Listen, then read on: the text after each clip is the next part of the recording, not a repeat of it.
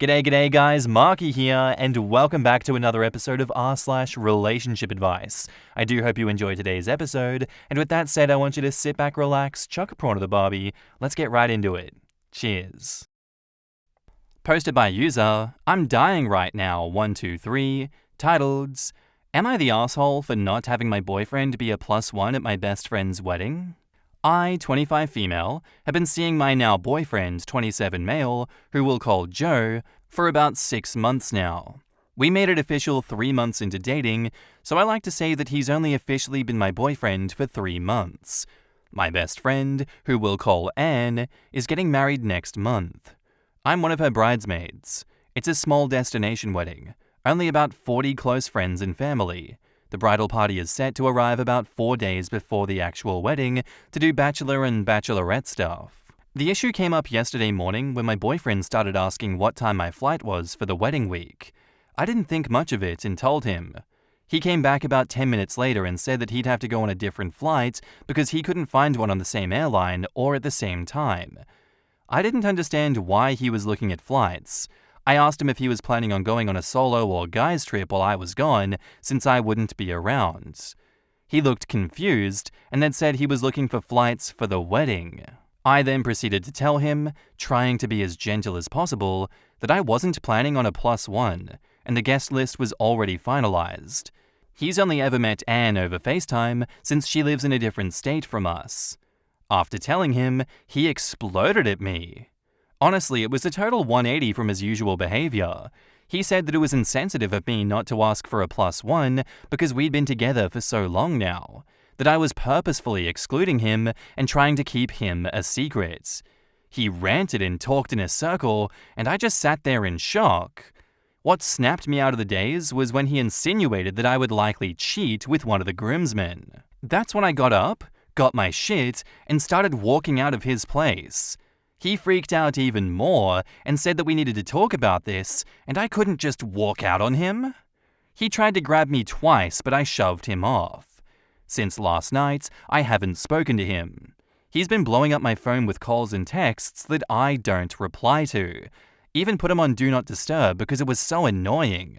I was pretty solid in believing that I wasn't the asshole, but one of his best friends got my number and texted me that I was being petty and a female dog about everything, that I led Joe on for 6 months. I haven't talked to anyone about this since I wanted to cool down before I got a second opinion, but now that his friend is texting me, I feel like I handled it all poorly.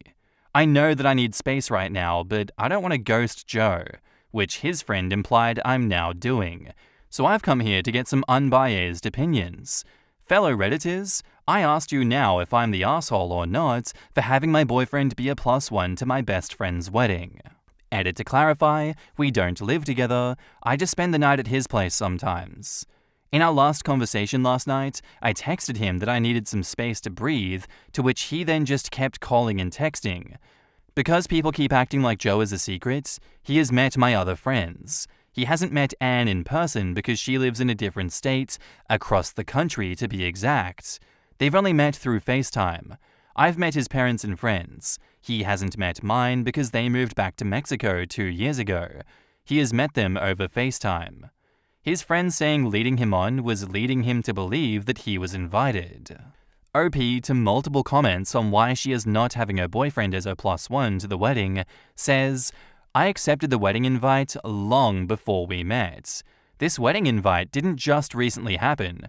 Plus, the main reason for why I never asked for a +1 is because Joe and I had only just started seeing each other when the wedding was being planned. A lot went into it because it's a destination wedding in Europe, plus I'm not meaning to dismiss it. I'm pointing out that's why I'm not having a +1, unlike other groomsmen and bridesmaids. They have been with their partners for years, and they personally know Anne. Joe has only ever met over FaceTime, plus there's a lot more than just buying a ticket. I said earlier that this wedding was planned months before we met.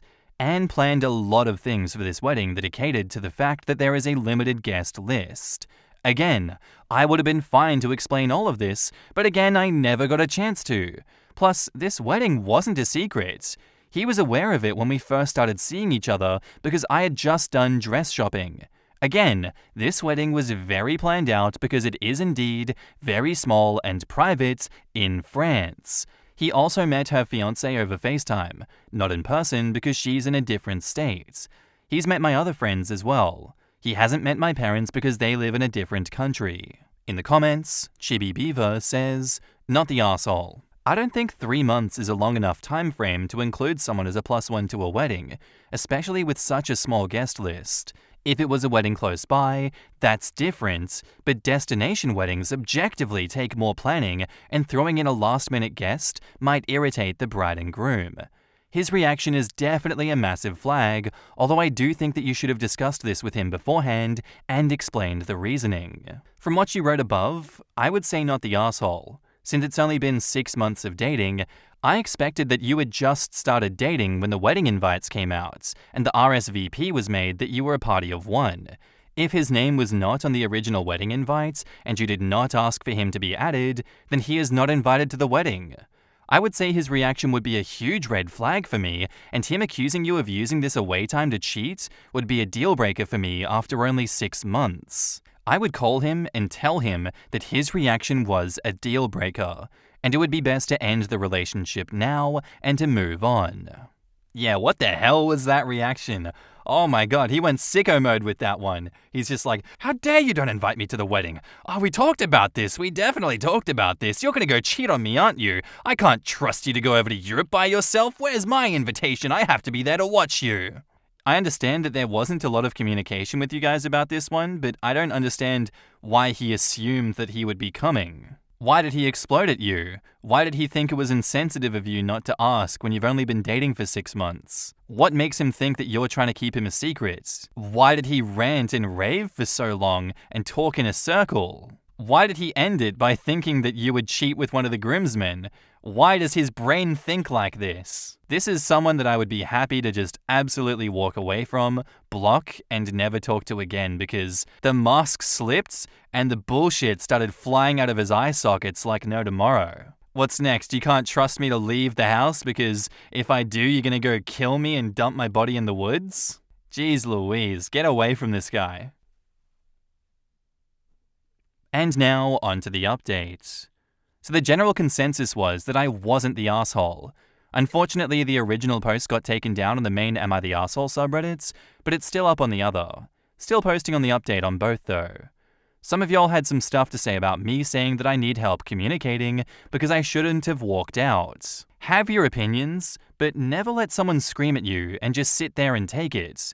I'm realizing that's emotional abuse. About why I never pushed to have a +1?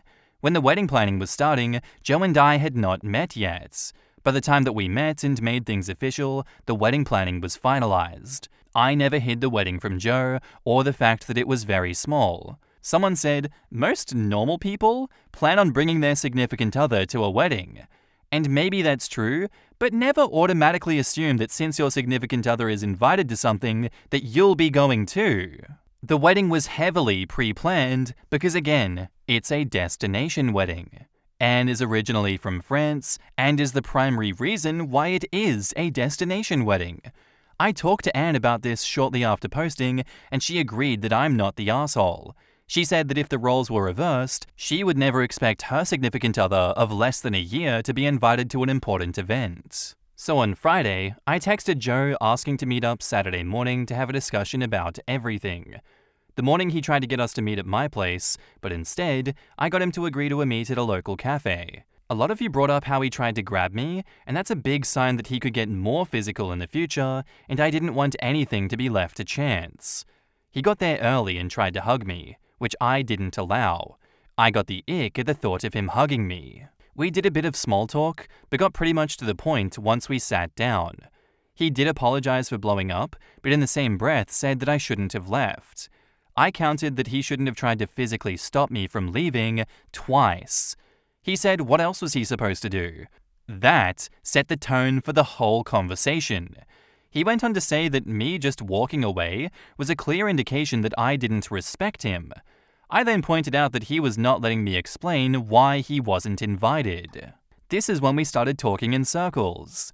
I told him how the wedding was being planned long before we met, how by the time we mutually agreed to be exclusive, they had everything finalized, especially the guest list. He said that I should have asked for Anne to change it anyway. I asked him if I ever gave him the impression that he would be attending.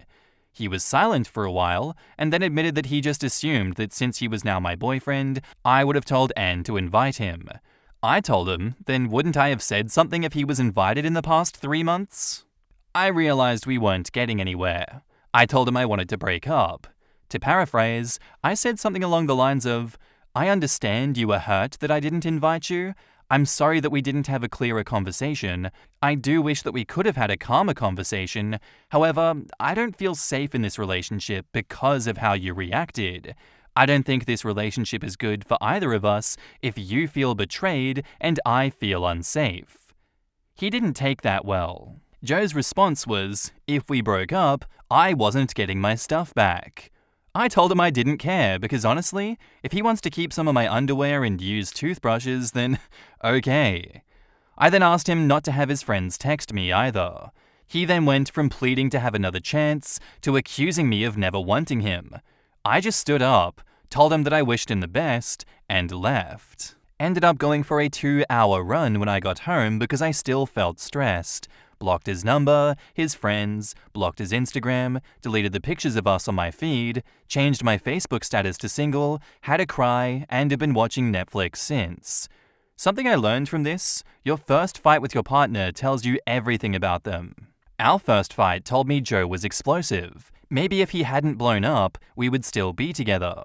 I'm not going to dwell on it though. I know it's good to get out while you can because, as a lot of you pointed out, the fact he kept trying to overpower me twice says a lot. I'm honestly glad that I broke it off. And as some of you said, it took him 6 months to show his true colors. I can't imagine if he did come to the wedding and then a year later, I found out he's like this and have to look at wedding photos with a guy who was fine with blowing up. I'm going to stay single for a while now. I have a wedding to look forward to. My focus is on supporting Anne and making sure that she has the best wedding ever. I may update when the wedding happens to let you guys know how it goes and if Joe tried anything else. Thank you again to everyone for their opinions. In the comments, Patch End says, "Don't forget to always see who is at your door before you open it. Keep yourself safe. And good for you, darling. Have a wonderful time at the wedding. Congratulations to Anne, and I hope they have a long and happy marriage with no crazy." OP replies, "Thank you. I do have a dog and a roommate, so that's some extra security already. The roommate and I talked before about getting a Ring camera, but this experience and other comments have solidified us getting one. I have to say that I'm proud of you, and this is why I say this is what dating is for. This is the interview process, and so as you were going along with it, you see that he wasn't the candidate for you and you cut him loose. Good for you. All the other people are going to say, the naysayers, listen, they just want somebody by their side to say they love them because they have no self-love or self-esteem for their internal selves. That's all their opinions and stuff. Lack of love and lack of self-esteem. Have fun at the wedding and have a hookup if you want, but have fun." Not the asshole. Normal people don't blow up on their significant other because of an assumption. Icing on the cake was him accusing you of playing him the whole time because you told him that you felt unsafe. I don't know how to explain it, but all I know is all signs point to him being a narcissistic manipulator. I get people lose their temper, and I can be pretty forgiving, but 1, trying to grab someone? No. And 2, doubling down. That's when someone shows you who they really are. We all have bad moments. It's how we react after those bad moments that makes us who we really are. This guy is a giant walking red flag. And having his friends harass her through texts. Calling her a female dog? She seems to have stumbled upon a nest of incels. I had a destination wedding. My save the dates was sent out about 18 months in advance, invites a year in advance, and my guest list was fully finalized at least 6 months out as everyone who was attending had booked their flights. 2 of my bridesmaids got into new relationships around a few months out from the wedding. They never asked me for a +1, and their partners never took issue with it. In fact, those 2 bridesmaids ended up traveling for several weeks together after the wedding. Sorry, but destination weddings take time to plan. People can't just decide to attend last minute. OP totally did the right thing. He was a walking red flag with his reaction. There's a reason why only married couples always have to be invited, and engaged couples if they have been for a while. It's really hard to keep up with other people's relationships, and people often break up or start dating between sending invites and the wedding. I mean, these days it's more blurred because people live together for a long time before marriage. And some just have money and can give plus ones to everyone. But not everyone needs an invite because they are dating. All's well that ends well in this situation. He was bad news from the start, and he was bad news at the finish. He couldn't even control himself at the apology lunch that you guys were doing. He immediately had to flip the switch once again and start talking in circles. I don't know why he thought reverting to the same strategy would be a winning combination here. He's like, I've already tried to overpower you and talk shit once. Certainly doing it again is going to have you running back into my arms. What's wrong with this guy? Is he brain dead? I want to know the thought process. I want to dissect his brain and see what bullshit he has stored inside, because it doesn't make any sense to me. Why do these abusers assume people are so dumb not to see the shit in front of their eyes and see them for what they are when they act like this? Boggles my mind. Our next post is by user DirectArmadillo770, titled, Am I the asshole here if I don't go to my sister's wedding because she is excluding my husband? I, female 36, have been married to my husband, Brad, male 40, for the last 6 years. I have a daughter, female 10, from a previous relationship. We were engaged when he abandoned me when I was pregnant to be with his co-worker and eventually disappeared. Brad loves and adores my daughter, and my daughter loves him so much. I'm currently pregnant with our first baby, my second baby. Brad is a paraplegic. He was in a car accident when he was 21. He has, since his accident, gone back to school and currently works as a university professor. He is super independent and possibly the best man that I could have ever married. My sister is getting married, and today she announced that the venue she picked is a heritage building. I told her then it wouldn't be wheelchair accessible. She rolled her eyes and said, the world doesn't revolve around Brad. It's not his day, it's mine. I said I understand, but I'm not leaving him behind then. She started screaming that I'm trying to steal attention because everyone will ask where is the bride's sister. Her fiancé suggested having the ceremony at the heritage building, but have the reception at another venue. That way Brad can join us. But my sister said no. I talked to Brad. He thinks that I should go, and he and my daughter can have a daddy-daughter date, and he will take care of her.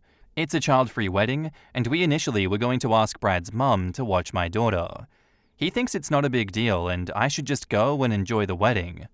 I feel very bad and don't want to go, but my sister will be so upset. Am I the asshole here if I don't go to my sister's wedding because she is excluding my husband? In the comments, Still Actuator 8316 says, do what feels right to you.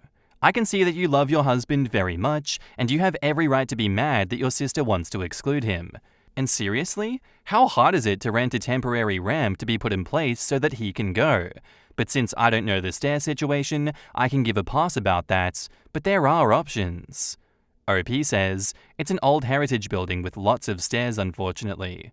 I feel bad for my husband to be honest. I like the idea of the dad and daughter day. Are you in the wedding party? How does the heritage building get away with skirting ADA laws? Your sister is awful, and at least the fiancé is empathetic. Don't be surprised if there is no wedding. OP says, I'm not in the wedding party. Sadly, it's 2024, and we still don't have something like ADA in Canada. Since it's a heritage building, they don't care about accessibility. And yes, my husband once a month has a daddy-daughter date. They go to different restaurants each time and do any activities that she chooses. As a mum of a differently abled daughter, I have to say that number one, your sister didn't turn overnight. She has been enabled in her rotten behavior her whole life. Your parents should be ashamed. Your hub sounds awesome though. You don't have to ask permission to turn your back on a dumpster fire. Point out that it's on fire and the privilege of you, your husband, and their grandbaby's presence will be restored when the fire is out, and then leave. And OP replies, "My parents pay for my sister's big wedding. They did pay for my at-home reception when we eloped as well. They invited everyone, about 14 people, to a restaurant. I talked to them. They said they do love Brad, but it's my sister's day, and they can't force her to change her mind. Yes, I'm disappointed in them. I just don't understand how you can claim that you respect someone, yet tell him to stay at home. You are not welcome. My husband is used to not being included, so he's okay, but I just can't get over it." Mandy Landy says, "Not the asshole. It's well within her rights to have her wedding wherever she wants.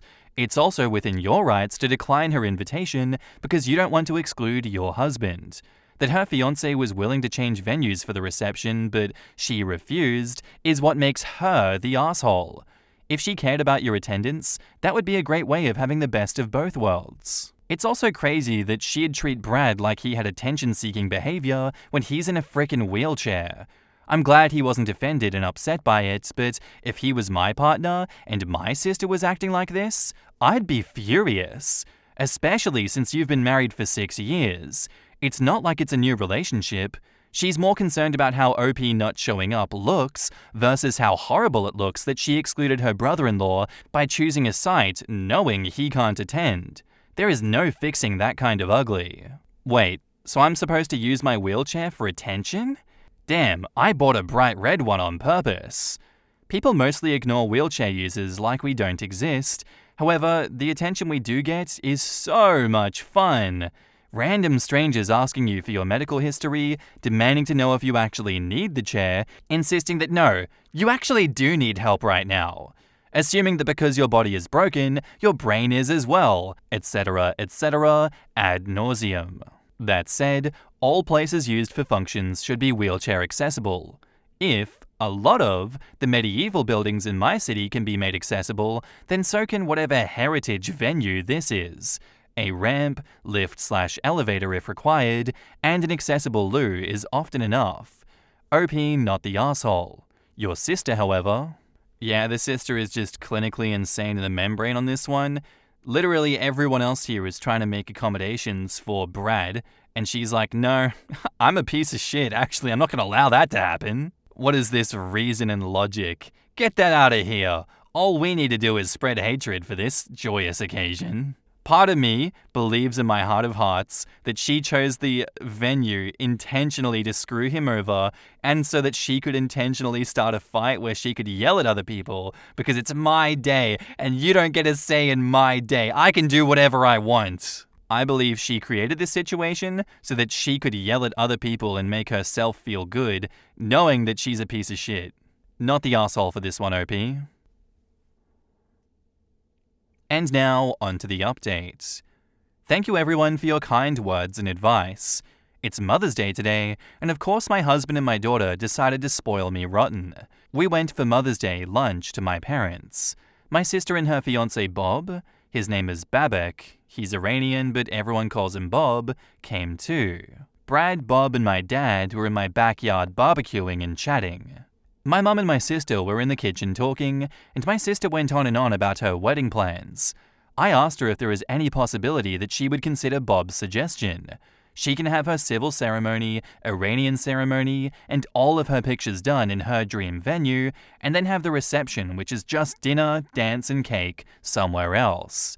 I told her it means a lot to me if she makes this accommodation for Brad. My sister lost it. Started screaming that I've always been jealous of her and am now trying to ruin her dream wedding. She said I'm jealous because I never had a big wedding and had to elope because I had a kid out of wedlock.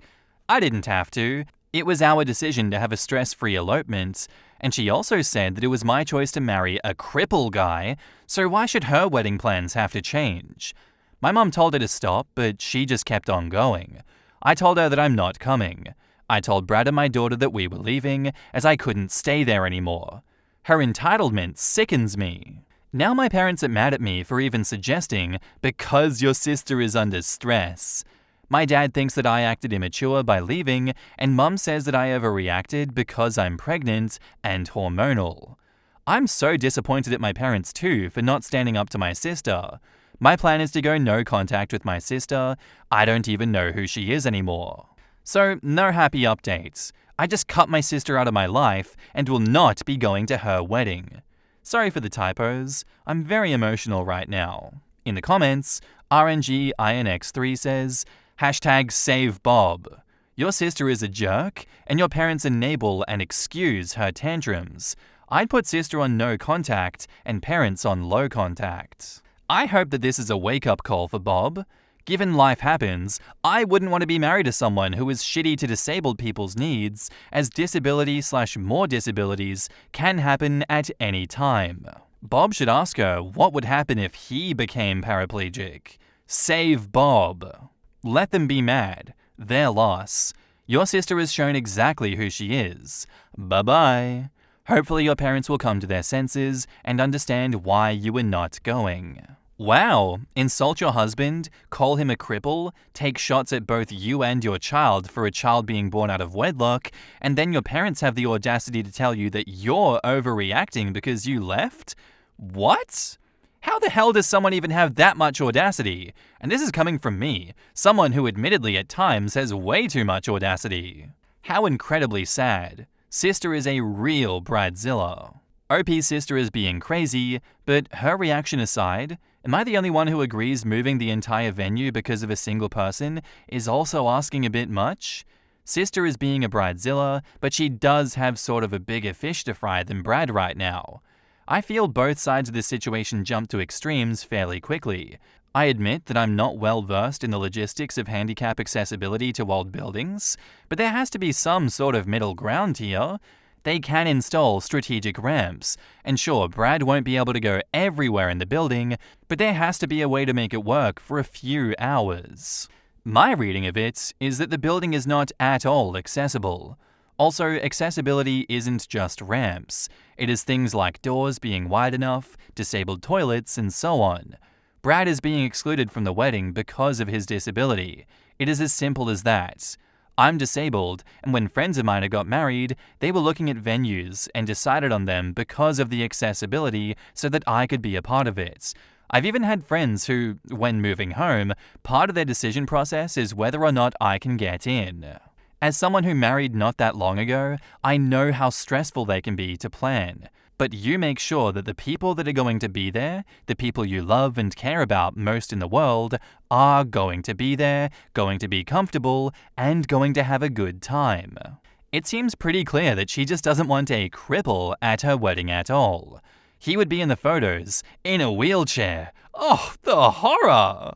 Not the asshole. Calling your spouse a cripple and implying that your daughter is a bastard? What century is she channeling? Sheesh. I understand where the person trying to take a middle ground in this one, saying, am I the only one who agrees moving the entire venue because of a single person is also asking a bit much? I understand moving it is a big ask, yes. She obviously does have bigger fish than Brad to fry right now. But she lost any faith that I had in her, that she had good intentions that were maybe misdirected in, maybe she didn't plan this, when she started being an absolute monstrous turd of a person to OP, their child, and Brad. That just tells me she intentionally set this up so that she could be as nasty as possible to these people and just get away with all of this, because look, the parents are backing her up. The parents are just as bad. #save Bob, get my man Bob out of this situation, unless he's as bad as her, but, he tried to change the venue. That tells me that he is not as bad as her, at least through this one interaction that I have had with my brain with Bob, over text on Reddit. Parents definitely need to be cut off from their grandchild for a bit to be taught the lesson of, don't put up with this disgusting bullshit from this woman. And don't you ever defend what is obviously an indefensible action because it was built on the foundation of her trying to piss everyone off. Not the asshole, OP. Anyway, guys, that's where I'm going to end today's episode. I do hope you enjoyed. If you did, let me know what you thought about it in the comments down below, and I'll see you in the next one. Bye.